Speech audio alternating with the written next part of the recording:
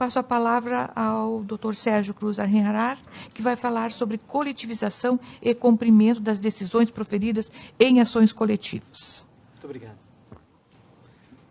Muito obrigado, desembargadora Marga. Para mim é um enorme prazer estar aqui conversando com todos os magistrados sobre sua presidência. Queria agradecer a Vossa Excelência, queria agradecer também a doutora Thaís pelo convite. Fico muito feliz pelo convite e pela oportunidade de conversar com todos os magistrados aqui da 4ª Região. Queria saudar meus amigos, professor Marco Jobim, professor Edilson Vitorelli, dizer que são pessoas com quem eu tenho a dileta satisfação de discutir esses problemas da tutela coletiva e da tutela coletiva estrutural, que é talvez hoje um dos temas mais importantes que nós temos no trato do Poder Judiciário, que é realmente um dos pontos capazes de poder oferecer ao Judiciário um novo instrumento de lidar com questões complexas, como são todas essas questões que são colocadas aqui.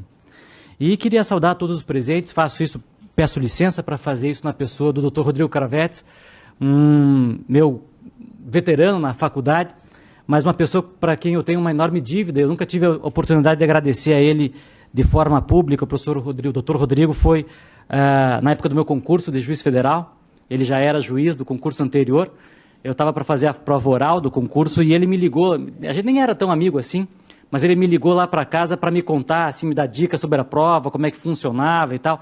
E para mim, na época, um piá, né, de 22 anos, aquilo dá uma paz, dá uma tranquilidade, dá uma ajuda que as pessoas não imaginam a força que tem. De maneira, doutor Rodrigo, que queria publicamente lhe agradecer e, na sua pessoa, saudar todos os presentes aqui hoje. Bem, o tema que me foi atribuído é um tema que não é diretamente ligado aos aspectos do processo estrutural, mas que tangencia também esse problema dos processos estruturais e, na medida do possível, eu vou tentar fazer alusão a algumas coisas que se relacionam a esse tipo de processo com os senhores. O meu tema é o tema da coletivização e do cumprimento de decisões coletivas, e são temas, de fato, a meu ver, muitíssimo interessantes e muitíssimo importantes, sobretudo na área da Justiça Federal. Eu acho que a gente poderia perceber a possibilidade de cindir esse tema em dois tópicos diferentes. O primeiro tópico, o tópico da coletivização, e o segundo tópico, o tópico da efetivação das decisões coletivas. São tópicos que se relacionam, mas são tópicos que têm algumas questões em separado e que podem nos oferecer alguns campos de exploração que também são separados. A primeira questão que eu acho fundamental, de fato, tem a ver com a questão da coletivização. São, muitas vezes, difíceis as percepções que nós temos a propósito do que significa coletivizar um litígio. Nós normalmente costumamos pensar em tutela coletiva como sinônimo de ação civil pública ou, no máximo, de mandado de segurança coletivo e de ação popular. E, no entanto, não é isso que significa coletivizar um litígio. Coletivizar um litígio significa tratar um litígio de forma coletiva porque ele tem reflexos coletivos. E no âmbito federal, isso é o que mais a gente vê constantemente. Porque muitos litígios com os quais os senhores trabalham todos os dias têm, se não ele inteiro, um aspecto coletivo, parcelas dele que são, sem dúvida nenhuma, coletivas. Não há dúvida de que essa é uma das razões pelas quais a gente tem visto tanta formação de IRDR no âmbito desse tribunal aqui. Porque muitas questões que são levadas ao Poder Judiciário Federal são questões repetitivas, são questões de massa, são questões, portanto, que merecem um tratamento coletivo. E que, ao ter tratamento coletivo, recebem, inclusive, uma proteção muito melhor do Poder Judiciário do que uma proteção individualizada. Basta pensar no problema da isonomia. Se nós trabalhamos uma questão que envolve uma série de pessoas de maneira individual, o risco de termos decisões conflitantes aí é imenso. Ao ponto que, se nós pudermos dar um tratamento coletivo para essas questões, há uma redução significativa quanto a esse risco.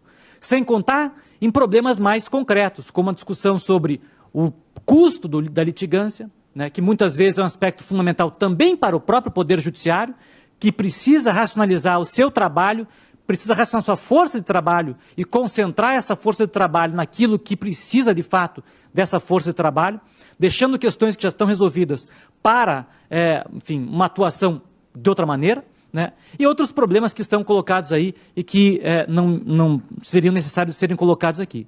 Mas a coletivização ela tem uma importância significativa para o trabalho de todos os senhores.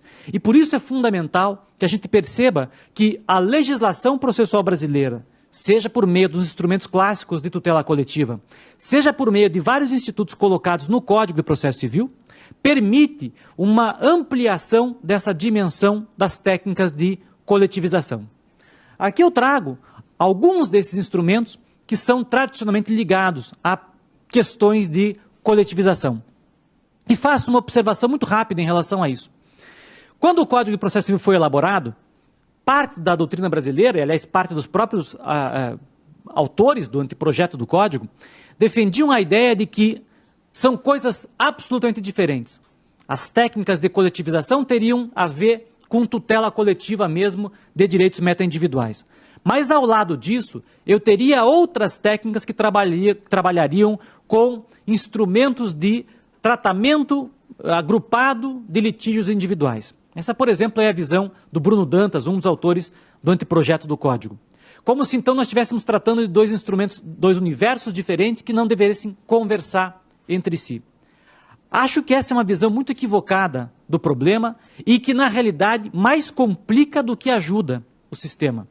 Pensar que tutela coletiva, ação civil pública, ação popular, mandado de segurança coletivo e essas coisas aí, servem para um objetivo. E pensar que IRDR, incidente de assunção de competência, servem para outra finalidade, não ajuda em nada, só atrapalha. Só atrapalha porque não permite a percepção da necessidade do diálogo entre esses vários instrumentos e das várias possibilidades que eu tenho, e que outros países já percebem há muitos anos, de trabalhar problemas coletivos, às vezes com técnicas de coletivização que agrupam apenas a discussão de parte do litígio, como é o caso do IRDR, da assunção de competência, e que às vezes vão além, discutem de forma coletiva problemas de prova, problemas de fato e etc. Essa possibilidade de manusear esses instrumentos de forma flexível, que se faz há muito tempo fora do Brasil, é que nos falta e que, acho eu, sobretudo para a Justiça Federal, pode ser um instrumento extremamente importante para a tutela coletiva. Eu vejo isso, por exemplo, nas discussões que são hoje muito constantes aqui no âmbito federal, que envolvem questão de medicamentos.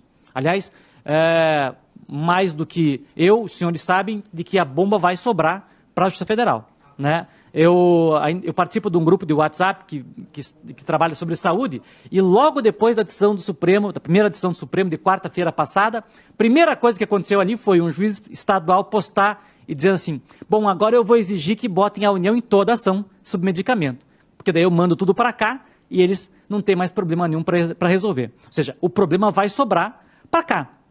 Agora, a discussão dessas questões de medicamento, que tem sido feita, no mais das vezes, em demandas individuais, em grande medida envolve, pelo menos, parte de discussões que são claramente coletivas. Né? Saber, por exemplo, discussão de solidariedade, como é que funciona essa solidariedade, que nem o Supremo entendeu direito, o que é essa solidariedade aí, mas o fato é que, se há ou não há solidariedade, como é que ela deve ser disciplinada, como é que ela vai funcionar, como é que vai funcionar esse problema de repartição de custos, isso é um problema coletivo, isso não é um problema individual. Eu posso até dizer que o problema individual de cada sujeito de receber ou não o medicamento A, B ou C, esse pode ser um problema individual a ser tratado numa perícia também individual.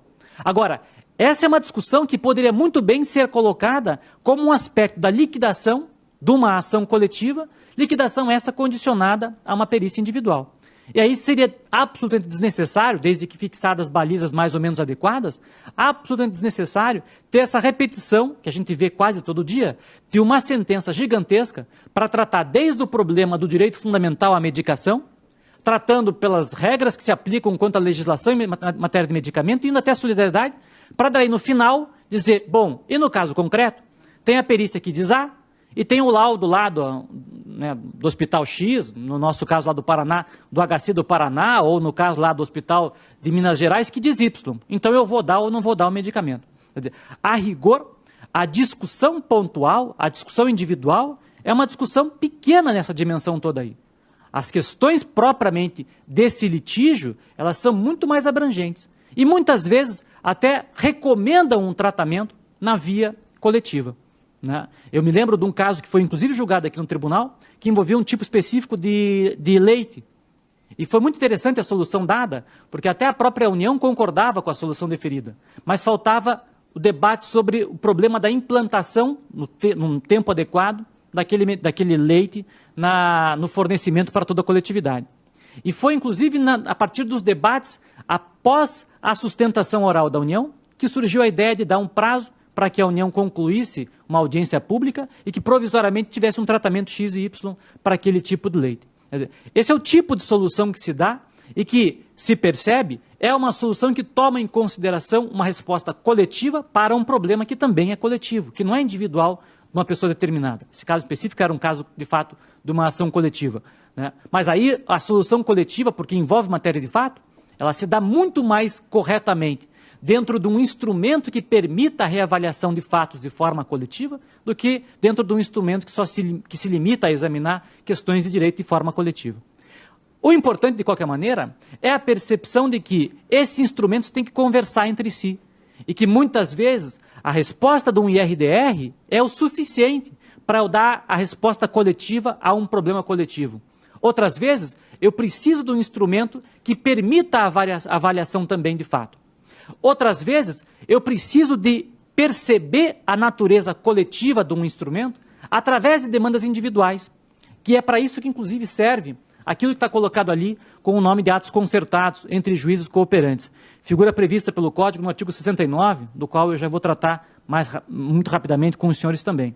E também seria possível se pensar numa dimensão coletiva daquilo que se coloca ali na parte final desse slide, que é a extensão da coisa julgada em favor de terceiros, algo que, embora esteja envolto numa enorme de uma polêmica dentro do direito brasileiro, permite, pelo menos para a parte da doutrina brasileira, o maior representante dessa visão é o professor Luiz Guilherme Marinoni, permite a leitura de estender para terceiros decisões favoráveis a alguém numa demanda individual, o que é algo que, me parece, muito próprio e muito adequado para a realidade dos senhores, né, daqui da Justiça Federal. Então vejam como a gente pode abordar essas questões coletivas de várias formas diferentes. E uma dessas formas que eu gostaria de trazer, pelo menos rapidamente, para os senhores pensarem, é justamente a figura dos atos concertados.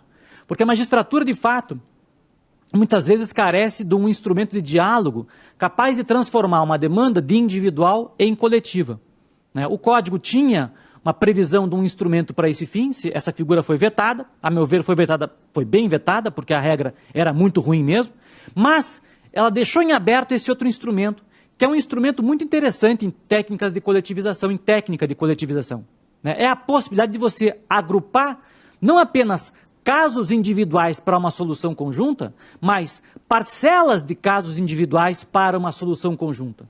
Por exemplo, provas que envolvem uma série de sujeitos podem ser aglutinadas para uma única prova, o que é muitíssimo útil, porque elimina um dos grandes problemas que a gente tem, que é a variação de conclusão pericial sobre o mesmo problema. Volta e meia isso acontece. A depender do perito que faz a perícia, o cara tira uma conclusão A ou B quanto à mesma situação. Matéria previdenciária, isso é muito comum. Matéria de medicamento, isso é muito comum. E a gente pode imaginar outras tantas situações em que a mesma condição acontece. Se eu pudesse homogeneizar o critério, homogeneizando inclusive, se fosse o caso, o corpo de peritos que vai me oferecer aquela resposta, sem dúvida eu tenho um problema de isonomia eliminado aí, né? Um risco à isonomia eliminado num caso como esse. Isso tem previsão de lei. A gente poderia pensar em homogeneizar não o tratamento do caso em si, mas a efetivação da decisão judicial. E daí eu ligo esse tema aqui ao segundo tema do qual eu vou tratar, né? Não raras vezes, o problema da efetivação da decisão judicial está justamente nesse momento do cumprimento da decisão. Por quê? Porque, disse o professor Marco, né, a questão da recuperação judicial é exatamente essa dificuldade aqui. Às vezes a gente não percebe que, ao tratar litígios de maneira isolada, a gente conduz o réu, não o caso dos senhores, né, que trabalham praticamente sempre com o poder público, mas um réu particular a uma condição de insolvência na qual ele vai pagar os primeiros credores de uma dívida X e os últimos credores vão ficar sem receber nada. Vão entrar num regime de recuperação, vão entrar num regime de falência e não vão receber nada. Quer dizer, isso acontece por quê? Porque ao tratar de forma isolada litígios que têm repercussão uns com os outros, a gente não tem condições de perceber o todo. não tem condições de perceber, por exemplo, isso é muito comum no seu trabalho, de que a indenização alta que eu dou para o primeiro autor da demanda pode implicar o prejuízo para o 15º autor de uma demanda trabalhista, que vai ficar sem receber nada. Isso poderia muito bem ser equacionado num regime específico de execução, no qual eu pudesse fracionar aquilo que é devido a cada um deles a partir do critério do patrimônio que é capaz de comportar aquelas execuções. Inclusive, se fosse o caso, considerando se é ou não o caso de manter a atividade da empresa ré eventualmente condenada. Né? Então, há N situações que trabalham com noções de coletivização. Isso claramente é um caso de coletivização. Nos Estados Unidos, isso é um caso obrigatório de coletivização. O caso em que eu tenho a decisão da minha situação repercutindo sobre a decisão de outras pessoas. Né? E também é o caso, se a gente for pensar, em matéria de medicamento, em matéria de tratamento. Se eu digo, você passa na frente da fila dos outros caras, o que eu estou fazendo? Eu estou dizendo que você tem uma urgência gigantesca.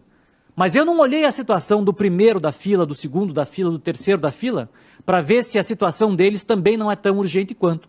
E, portanto, às vezes eu acabo, porque o litígio só examina a situação daquela pessoa, o litígio acaba desconsiderando situações peculiares de outros tantos sujeitos que já estão incluídos naquele sistema.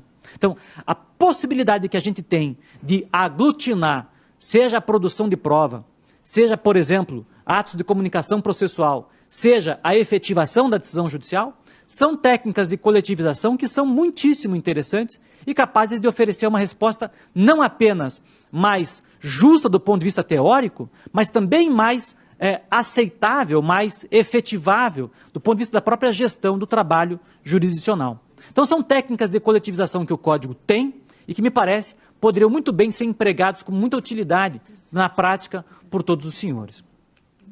Com isso eu passo rapidamente a tratar de alguns aspectos do problema da efetivação mesmo da tutela coletiva. Né?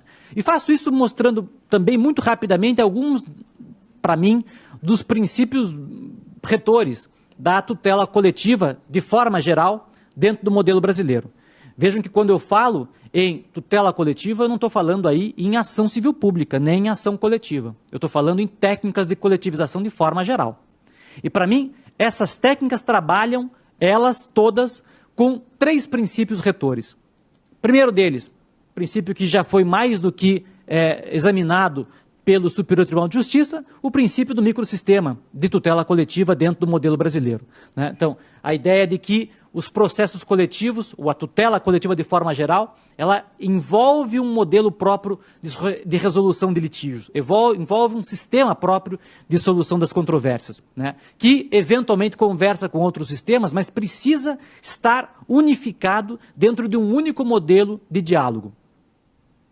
Particularmente, e eu sei que essa não é a opinião da jurisprudência, particularmente eu penso que esse microsistema, ele tem sido mal colocado pela jurisprudência. Porque a ideia do microsistema não é dizer que as leis que trabalham com tutela coletiva, elas devem ser interpretadas em si só como um conjunto. Por quê? Porque dentro desse conjunto eu tenho regras que são mais favoráveis e regras menos favoráveis à tutela coletiva. E se simplesmente eu misturo tudo, ponho num saco e tiro qualquer conclusão dali, há um risco imenso de eu ter uma resposta coletiva pior do que a resposta que eu teria na via individual. E é o que os senhores veem todo dia. Por que os advogados não ajuizam ações coletivas? Porque não vale a pena propor ação coletiva. Porque para o advogado vale muito mais a pena ele propor 1000 ações individuais iguais do que propor uma ação coletiva que resolva o problema de todo mundo do mesmo jeito. Lógico, porque a gente interpreta esse microsistema de uma maneira que é uma maneira, a meu ver, equivocada. A ideia do microsistema é uma ideia que tem em vista, quando a lei da ação civil pública, quando o Código do Consumidor mandou colocar na lei da ação civil pública uma regra determinando que elas interagem, que elas devem ser interpretadas como um conjunto, e depois, quando se percebeu a necessidade de que esse conjunto não fosse formado só por essas 2 regras, mas por todas as regras que trabalhassem tutela coletiva, a lógica é de que o sistema deve ser interpretado em favor da tutela coletiva, da melhor forma possível para a coletivização, e não da pior forma possível para a coletivização. Quem faz o contrário, quem aplica dentro das regras possíveis a pior regra possível para a coletivização, não só está prestando um desserviço para a tutela coletiva, mas está desestimulando o emprego da tutela coletiva. O que implica dizer, está estimulando o emprego da via individual. E aí, a gente vai se ver com o que a gente vê hoje em dia. Uma montanha de processos individuais exatamente iguais, que são praticamente impossíveis de serem geridos dentro do ambiente jurisdicional. O STJ reclamando que tem muita demanda individual para julgar. Mas quem causou isso aí foi o próprio STJ quando criou esse tipo de entendimento.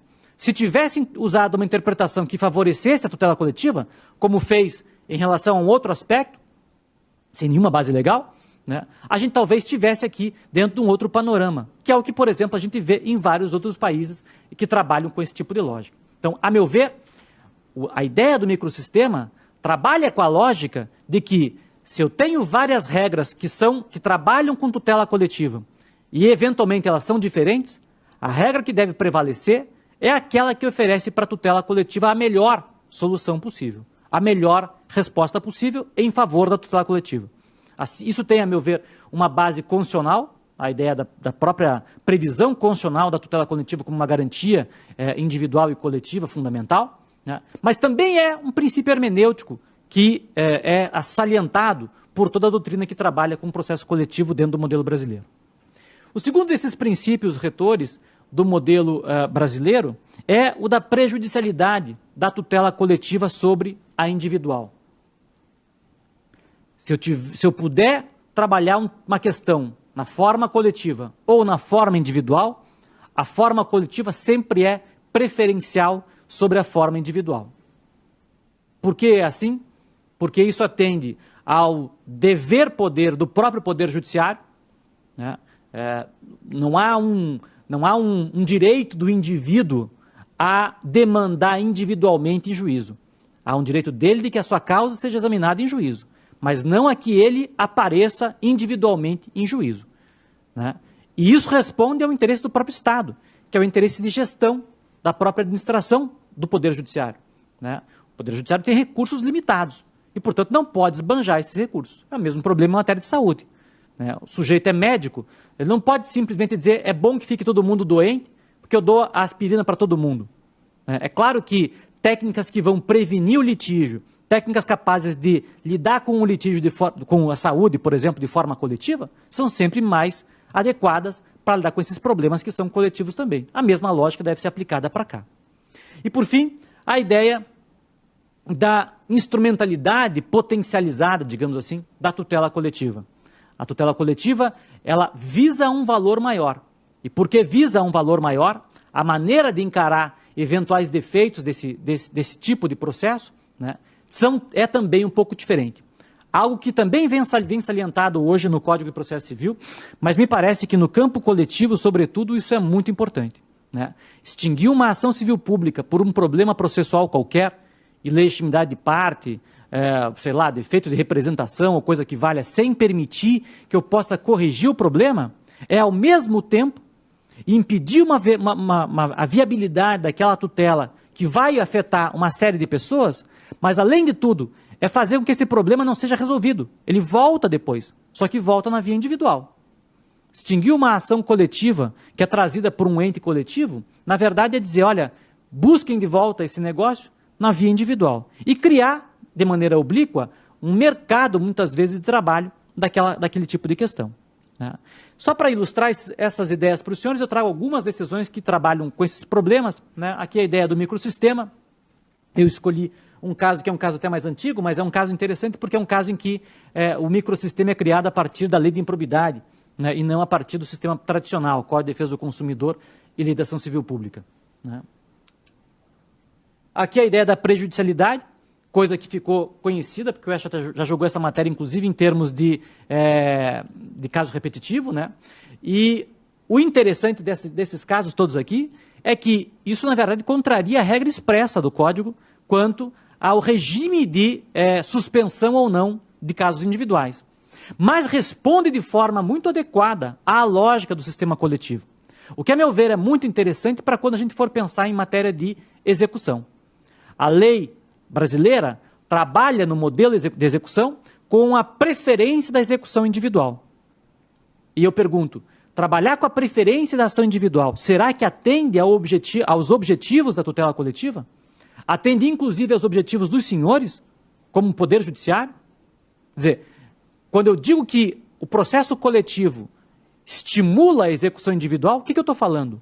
Que esse processo não é coletivo, que ele tem uma fase coletiva, seguida de uma outra fase, talvez seja até a mais importante, individual. No fim das contas, o que eu estou dizendo é que vai haver uma bomba que uma hora vai estourar na mão de alguém. Essa bomba é uma bomba relógio, porque o juiz que der uma sentença coletiva favorável aí, vai fazer daqui a pouco surgirem, sei lá, 5 mil, 10 mil, 50 mil execuções individuais em que muita coisa vai acontecer, muita coisa vai sair discutida aí. Portanto, ao invés de ele ter resolvido um problema coletivo, ele levou para um segundo momento um grande problema individual, eventualmente maior ainda do que era na fase anterior. Nós vamos voltar a discutir esse problema também um pouco adiante. Mas vejam como a aplicação dessa tese, dessa ideia da prioridade da tutela coletiva sobre a individual, também na fase executiva, é alguma coisa que tem muito a ver com a própria lógica de coletivizar alguma coisa. Se eu coletivo um pedaço para depois individualizar, provavelmente eu não vou resolver problema nenhum.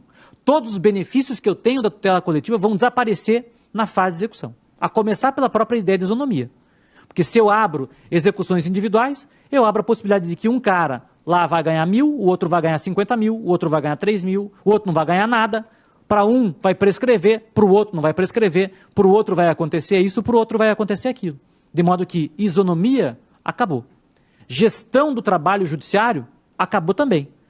Quando eu ia resolver o problema com um processo só, eu não vou resolver problema nenhum com aquele processo. Aquele processo vai ser só mais um no mar de processos que vão surgir para discutir aquele problema. Né? Então vejam como essa ideia é uma ideia que tem muita importância, não só para aquilo que efetivamente o STJ julgou aqui. Acho que ela tem mais importância ainda como um critério hermenêutico para a tutela coletiva, inclusive no plano futuro, que é o da fase seguinte da execução. Esse caso ficou bem pequenininho, mas eu vou deixar para vocês depois os slides todos, mas é um caso muitíssimo interessante, em que o próprio STJ reconheceu a necessidade de se preservar a ação coletiva, eventualmente, inclusive em hipóteses de reconhecimento de falta de condição da ação. Esse caso aqui foi uma ação ajuizada pelo Conselho Regional de Medicina daqui do Rio Grande do Sul. O STJ entendeu que o Conselho era parte ilegítima, porém, disse, antes de você extinguir esse processo, você tem que permitir que se habilite alguém, apareça se quiser alguém pelo menos, para prosseguir com essa ação como uma ação coletiva.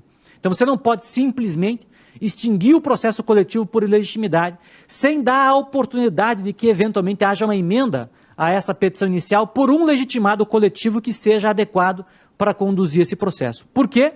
Porque justamente se percebeu que, ao não permitir esse tipo de prosseguimento da ação, a gente não está resolvendo o problema, um problema que vai voltar, nem que seja por um outro legitimado dentro de uma outra demanda, etc, etc. Então, a ideia de se privilegiar o prosseguimento da tutela coletiva para dar uma resposta de mérito, né, muito antes de estar no Código do Processo Civil, já estava nas diretrizes que a doutrina defendia e que a própria jurisprudência sustentava no campo da tutela coletiva. A par desses três critérios, eu vejo um instrumento dentro do Código que é um instrumento muitíssimo importante para as coletivizações de forma geral e para a efetivação da tutela coletiva de maneira mais específica, que são as sentenças parciais de mérito. A gente ainda vê muito frequentemente o judiciário preencher o papel das sentenças parciais de mérito por meio de uma, de certa forma, de uma adaptação das tutelas de urgência. Então, às vezes o juiz sabe, olha, essa questão aqui é mais ou menos resolvida, então eu vou dar uma tutela de urgência porque isso aqui já vai poder ser resolvido e vamos prosseguir com o resto só para discutir futuramente as outras partes desse problema. Sem perceber que a técnica da tutela de urgência, ela preenche um outro tipo de lacuna, ela oferece resposta para outro tipo de problema e que não é um mecanismo adequado para esse tipo de problema aqui. Para cá a gente tem um instrumento hoje muito mais eficiente, muito mais efetivo, porque dá uma resposta plena e completa para a parte do litígio. Isso serve muito para esses problemas que o professor Marco colocou, a ideia do processo estrutural, A ideia do processo estrutural trabalha muito com essa ideia de vou resolvendo o problema pelas beiradas, vou resolvendo o problema aos poucos. Então, por exemplo, olha, a gente já sabe que quanto a esse problema ambiental, tal coisa tem que acontecer. A gente já sabe que não pode mais construir nessa área. Isso é certo, porque hoje tem uma normativa clara dizendo que nessa área não pode mais ser construído. Então, essa parte eu vou resolver já. Vou dar uma sentença dizendo, olha, não pode mais construir. Se podia ter construído anteriormente, você vai ter que retirar aquilo que foi construído, você vai ter que indenizar o dano ambiental, isso é um problema que a gente vai ter que resolver para frente. Mas esse aspecto já está resolvido. Então, aquela parte já vai ser objeto de uma sentença, eventualmente vai ser objeto de uma execução definitiva, se for necessário, e também em termos de estabilidade da decisão e de até eventualmente, futuramente, de uma questão de rescisória, isso vai ter um tratamento também autônomo, né? E a gente vai prosseguindo assim, à medida em que as questões vão sendo resolvidas ao longo de um processo coletivo complexo, né? Então, quanto mais complexa é a causa, provavelmente maior a possibilidade de emprego dessas sentenças parciais de mérito, com maior efetividade e com maior utilidade, né? Eventualmente, a gente pode até também pensar no emprego aqui da tutela da evidência, que é um outro instrumento, mas que também gera uma resposta, ainda em princípio, provisória. Porém, eu não tenho dúvida de que as sentenças parciais de mérito são um instrumento muitíssimo útil, sobretudo para esses casos complexos de que tratava, por exemplo, o professor Marco. Ainda, ou agora ingressando mais diretamente no problema da efetivação das decisões coletivas, né, há uma regra que ficou pequena dentro do modelo do Código, mas que tem um significado importantíssimo, que é a previsão expressa dentro do Código do cabimento da tutela preventiva, da tutela chamada inibitória, né? Quando o Código era ainda um projeto, havia todo um capítulo para lidar com a ação inibitória. Esse capítulo acabou não passando, mas restou dentro do Código esse parágrafo único com a previsão de que é cabível no direito brasileiro a tutela inibitória.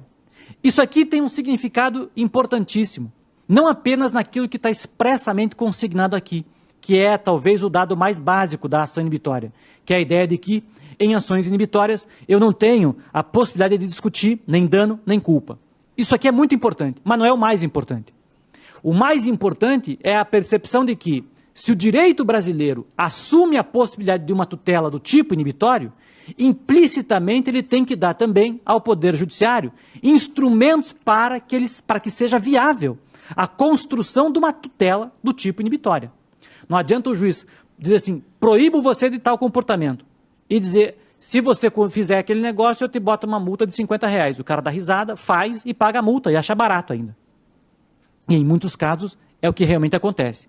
É preciso perceber que, se existe tutela inibitória, e essa existência é inquestionável, inclusive do ponto de vista constitucional, é porque, implicitamente, o Poder Judiciário tem também que ter instrumentos para impor essa decisão de caráter inibitório. E aí isso nos leva às formas de execução previstas na legislação brasileira para a implementação de uma decisão coletiva. Eu não vou tratar de forma esmiuçada essas formas clássicas, porque elas estão na lei, a discussão delas é muito mais conhecida dos senhores do que de mim. Mas a gente sabe que há uma dualidade dentro da legislação brasileira. A legislação prevê mecanismos para a efetivação de decisão que trabalham com direitos difusos e coletivos e outros mecanismos para a efetivação de direitos individuais homogêneos. Quanto aos direitos difusos e coletivos, o sistema brasileiro é um sistema, pelo menos o positivado, legal, muito simples, né?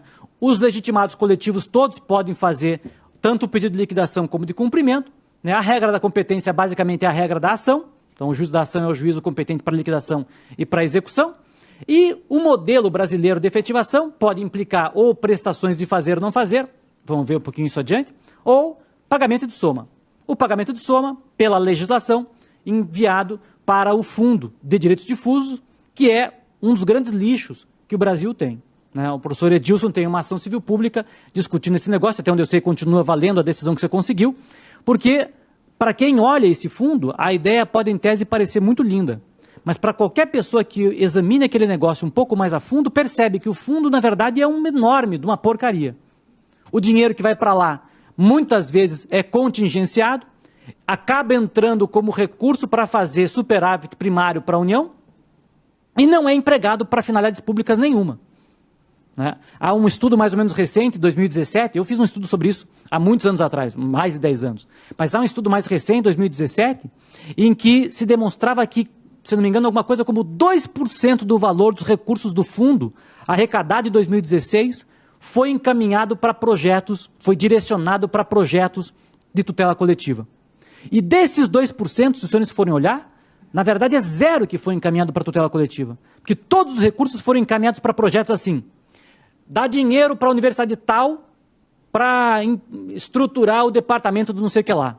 Dá dinheiro para o Ministério Público do Distrito Federal para estruturar um departamento do Ministério Público Estadual, do Distrito Federal lá para não sei o que e tal. Dá dinheiro para o órgão ambiental A para fazer não sei o que. Quer dizer, a rigor, o que estão fazendo com esse dinheiro do fundo é dar o dinheiro para o próprio poder público, para que o poder público se aparelhe com o dinheiro que não recebe do orçamento próprio. Isso não é finalidade própria do Fundo de Direitos Difusos, não é para isso que ele deveria existir, e, portanto, o que a gente está fazendo aqui é uma enorme de uma desgraça. Dá até, para nós do Ministério Público, dá até raiva de ver você propor uma ação civil pública, luta por não sei quantos anos para ver se consegue uma decisão favorável trânsito julgado, faz uma execução mais demorada ainda, para depois, no final, mandarem a União, por exemplo, mandar o dinheiro para o fundo e pegar o dinheiro de volta através dessa aprovação, desse jeito de aprovação desses projetos, como tem acontecido na prática cotidiana nossa. Né? Então, esse é o regime brasileiro, acho eu, péssimo. E ao lado disso você vai ter os instrumentos de tutela dos direitos individuais homogêneos que basicamente, né, envolvem essa prioridade da tutela individual sobre a coletiva, né, com as suas várias peculiaridades e com os seus imensos problemas. O principal deles, eu diria hoje, é o da prescrição. Continua sendo o da prescrição. Por quê? Porque simplesmente prescrição é um instituto que não devia caber aqui. Aliás, não devia caber mais em nenhuma espécie de cumprimento de sentença. Porque prescrição tem a ver com perda de pretensão. E tudo que eu não tenho hoje no cumprimento de sentença é pretensão nova exercida. A pretensão é exercida lá na petição inicial, quando ajuizei a demanda. O que tem aqui, eventualmente, é uma inércia da parte que vai levar a um abandono do processo, se tanto. Agora, falar em prescrição de execução, né, é um troço que tinha cabimento quando a gente falava em processo de execução de sentença, no começo do código anterior.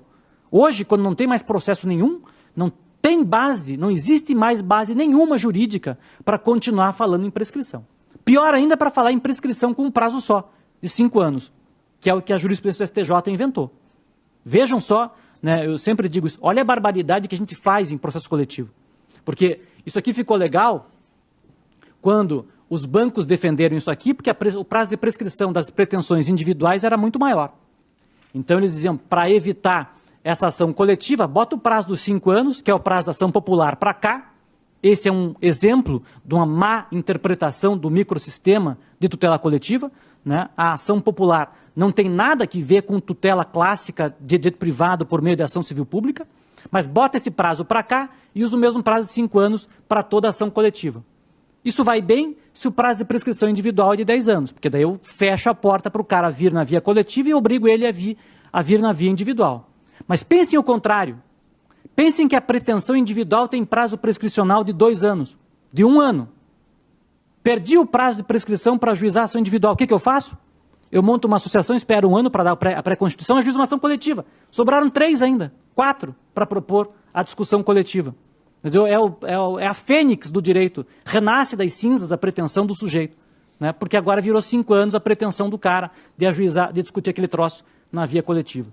Né? É claro que não tem cabimento isso. É claro que um direito individual demandado na via individual ou na via coletiva tem prazo prescricional próprio, o dele.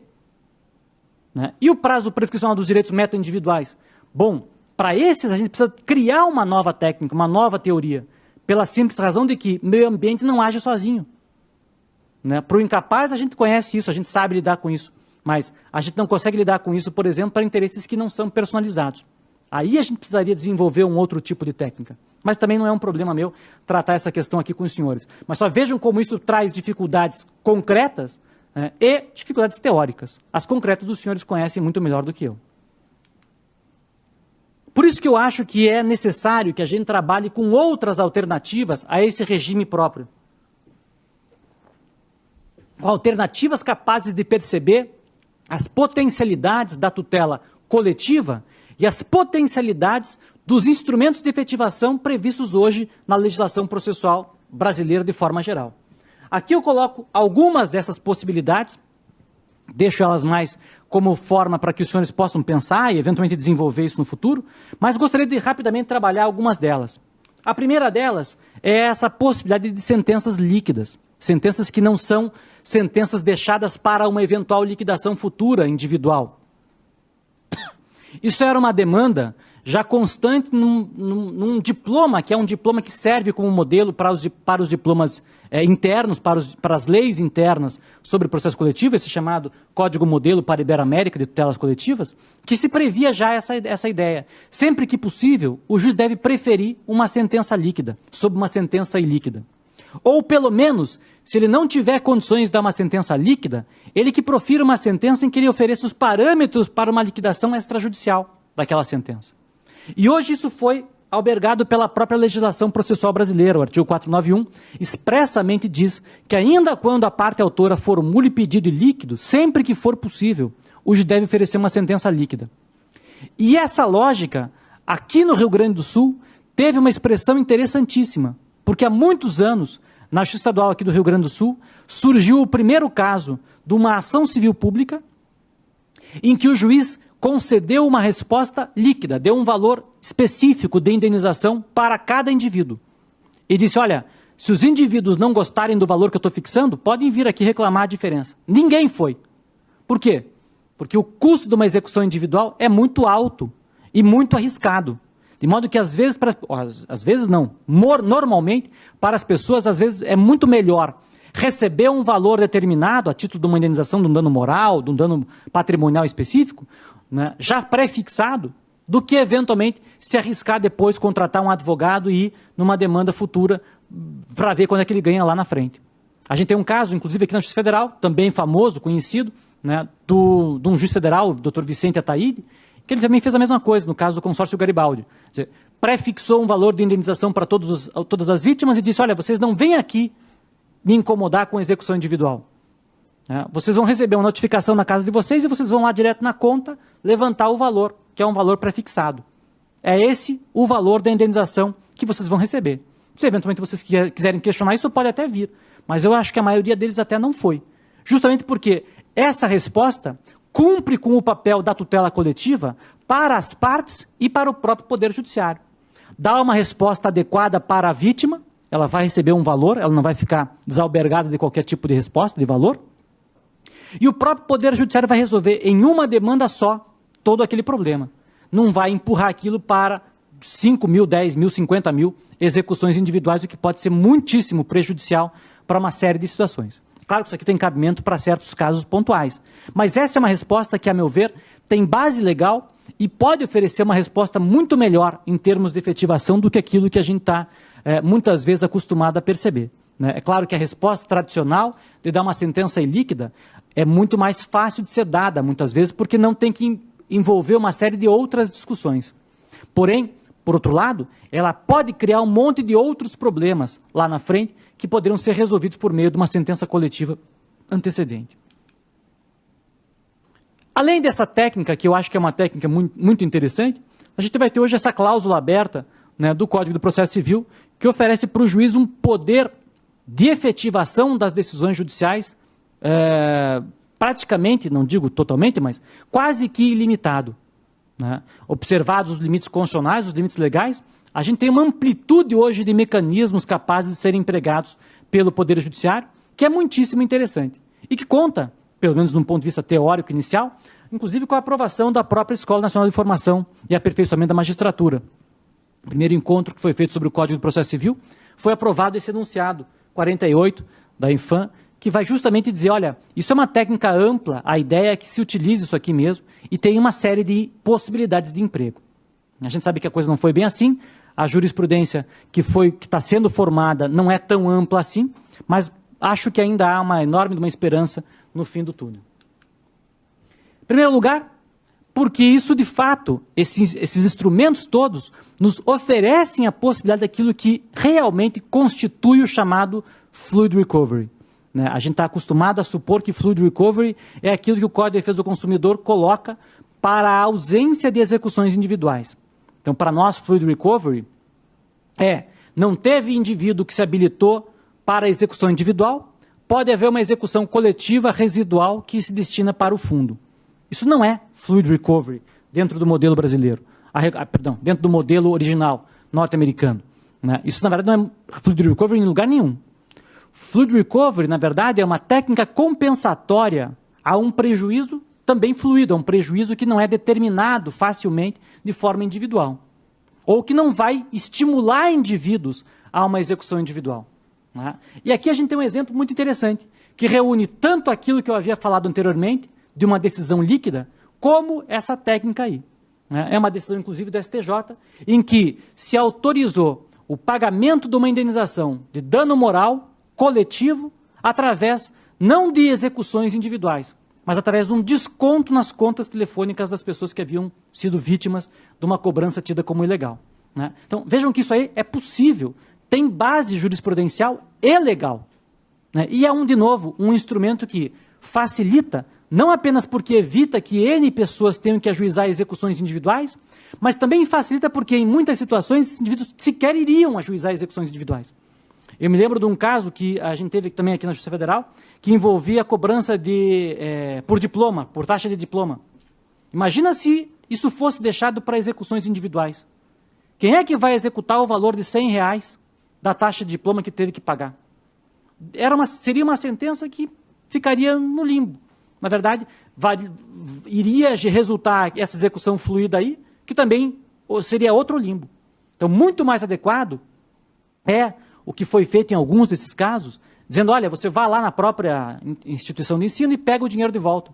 Né? Ou, enfim, sei lá, que se fizesse de algum outro mecanismo para efetivação aí. Mas o fato é que a maneira tradicional de efetivar, para esses casos, sem dúvida, nunca ia gerar uma sentença efetiva, né, no plano coletivo. Aqui, uma outra ideia de técnicas de efetivação que eu cheguei até a discutir recentemente lá no Paraná, eu dei uma aula há pouco tempo atrás no Paraná, sobre também execução de forma mais geral, e tentava mostrar, a doutora Amanda estava lá, me bombardeou com um monte de perguntas, parecia Street Fighter, né?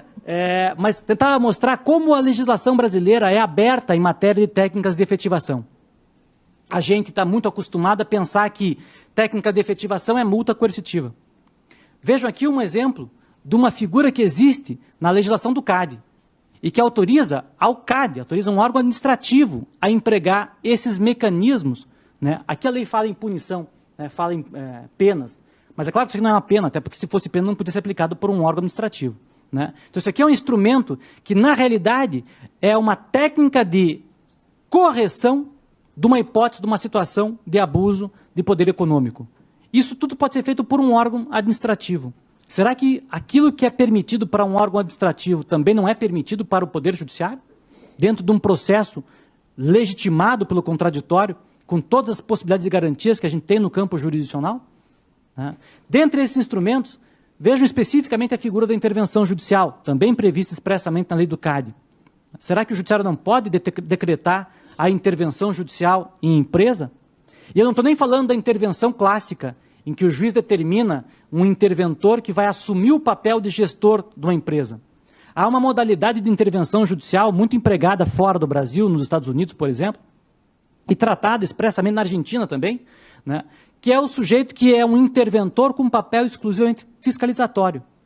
Então, o juiz, por exemplo, que nomeia o interventor para o órgão, um órgão público que fosse, um órgão privado que fosse, que vai estar lá não para administrar aquele órgão ou aquela empresa no lugar do administrador original, mas apenas para acompanhar em que medida, até que ponto está sendo implementada a ordem dele e, eventualmente, reportar dificuldades para o próprio Poder Judiciário. Isso tem muito a ver com o chamado processo estrutural. É muito comum. No caso das creches de São Paulo, por exemplo, foi justamente isso que o TJ de São Paulo fez. Criou um órgão, que é um órgão de acompanhamento junto à administração pública de São Paulo, um órgão de acompanhamento da implementação das vagas em creche, que se reporta todo ano ao Tribunal de Justiça de São Paulo, ao relator do caso, sobre, olha, no orçamento desse ano eles estão prevendo tantas vagas a gente está achando que é bom, é o suficiente. Tantas vagas não é bom, não é o suficiente, a gente gostaria de mais.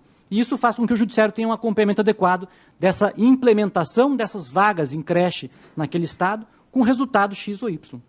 Aqui na 4ª região a gente tem o caso de Criciúma, super interessante, né, do comitê gestor também da bacia carbonífera de Criciúma. Também eu tenho aí um órgão que tem um papel não só aí de acompanhamento, ele inclusive tem um papel decisório para uma série de problemas que possam acontecer na implementação também de uma decisão judicial de uma ação civil pública, a ACP do Carvão.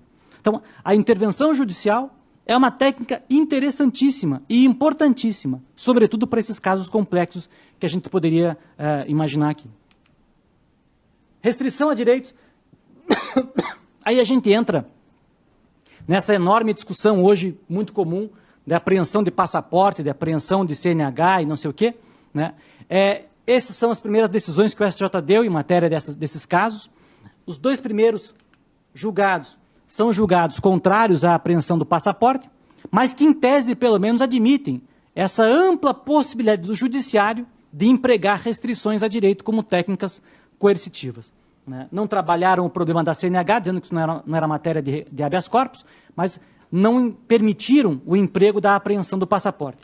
Até que veio a 3ª decisão, que é a decisão mais recente, do caso do Ronaldinho Gaúcho, que vocês conhecem, né, em que o próprio STJ agora admitiu, sim, a apreensão do passaporte do Ronaldinho Gaúcho e do outro, que eu não me lembro o nome do outro sujeito lá, como técnica coercitiva. Inclusive com uma argumentação muitíssimo interessante sobre abuso da litigância por esses 2 corréus. Então a gente vai ter, hoje, a possibilidade do emprego de restrição a direitos como técnica coercitiva, com base, inclusive, em decisões do próprio STJ, em alguns casos que já começa a examinar esse tipo de assunto.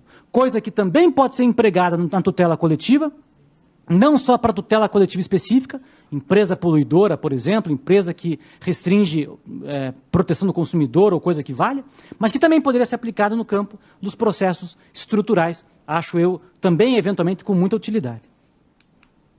E, por fim, apenas para 2 pontuações muito rápidas. A primeira, a da importância dos chamados danos punitivos, sobretudo para a tutela de direitos individuais homogêneos. A gente não percebe isso, mas, a meu ver, e é essa também a percepção do direito norte-americano, todos os mecanismos de proteção coletiva que a gente tem no Brasil para direitos de massa são praticamente inúteis.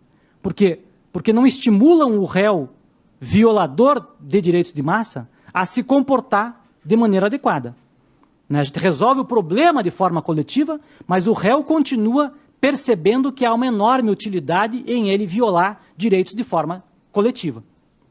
O único mecanismo que fora do Brasil funcionou como instrumento para evitar esse tipo de comportamento é o que no Brasil nós poderíamos tratar sobre a lógica de um dano moral coletivo com função punitiva, de um dano a rigor punitivo. Porque aí sim, se eu digo para a empresa de telefonia, olha, você violou direito de tantas pessoas, isso no fim das contas te gerou um produto, te gerou um resultado, uma vantagem enorme também. Além da indenização que eu vou fixar para você, pelos danos causados individualmente, eu também vou fixar para você um dano punitivo, em razão do teu comportamento, para que você não volte a abusar dessa tua posição econômica, a abusar desse teu comportamento de novo. E esse valor vai ser num valor X, Y, um valor razoável para desestimular o comportamento. Eu tenho certeza que na hora em que isso aqui acontecer, a gente não vai mais ver o que a gente vê todo dia, em matéria de banco, em matéria de telefonia, inclusive em matéria de poder público, né? Então, acho esse um instrumento fundamental a ser desenvolvido. A jurisprudência do STJ, há muito tempo, admite o papel punitivo do dano moral individual, mas eu não vi ainda nenhum caso em que eles tenham admitido de forma, pelo menos ampliada, a função punitiva do dano moral coletivo. Talvez, acho, seria uma evolução importante a ser colocada. E, para concluir, percebam também que, atualmente, em razão da lei de introdução às normas do direito brasileiro, a minha lei de introdução ao Código Civil, da minha época, apresenta também técnicas diferentes em matéria de efetivação dos direitos, coisa que também tem muito a ver com a ideia do processo estrutural, inclusive. Por exemplo, essas 2 regras que eu trouxe para os senhores aqui. Percebam, por exemplo, a ideia de você poder prevê um regime de transição para situações que impliquem uma alteração importante da situação das pessoas que são atingidas pela decisão judicial. Isso envolve a ideia de um plano de que falava o Marco, envolve a ideia de você, por exemplo, estabelecer marcos, estabelecer escalonamento para a efetivação da decisão judicial, técnicas e maneiras de implementar a decisão judicial, coisa que também aconteceu, por exemplo, na CP do Carvão. Na CP do Carvão funcionou assim. Houve um primeiro momento em que se definiu as pautas gerais, como é que se faria o aperfeiçoamento do problema ambiental daquela cidade. Depois aquilo foi dividindo para cada uma das empresas carboníferas de forma diferente, conforme as suas peculiaridades, né? Então, hoje isso, inclusive, tem uma admissão expressa na legislação brasileira, né? A par de permitir também, por exemplo, que você estabeleça na própria decisão, e independentemente de qualquer tipo de pedido, né, compensação por benefícios indevidos, ou às vezes até por perdas inadequadas. Então, há uma ampliação do papel do juiz como de fato, um órgão com uma força, com uma importância política importante para a resolução do conflito, e não apenas para dar atenção, dar atendimento ou não dar atendimento à pretensão inicial desenvolvida pela parte. Então vejam como essas regras aqui põem questões importantes também do ponto de vista processual e desenvolvem, colocam ideias novas para o campo da efetivação dos direitos. Então, eu peço enormes desculpas porque extrapolei, ao contrário do Marco, eu não tenho essa prática de ficar com o relógio atrás de mim, mas peço enormes desculpas por ter extrapolado o meu prazo, mas espero que, enfim, tenha minimamente contribuído para não resolver os problemas dos senhores, não resolvi nenhum dos problemas que a Amanda tinha me colocado lá, mas pelo menos pus algumas questões e espero ter podido ajudar os senhores a pensar um pouco melhor esse problema da efetivação aqui. Agradeço muito a atenção de todos, muito obrigado.